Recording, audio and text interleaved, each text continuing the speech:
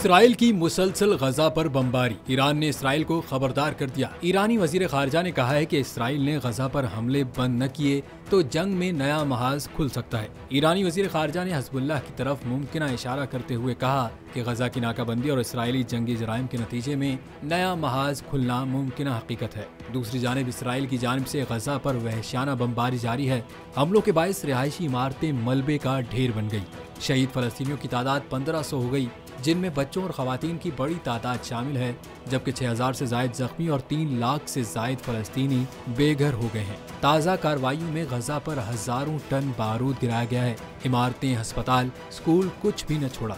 बंदरगाहों पर माहीगीरों की कश्तियों को भी निशाना बनाया गया। इसराइल ने गजा पर फजाई बमबारी के बाद जमीनी हमलों की तैयारी भी मुकम्मल कर ली। इसराइली अफवाज की जानिब से गजा पर टैंकों के जरिए चढ़ाई करने की मंसूबाबंदी की जा रही है।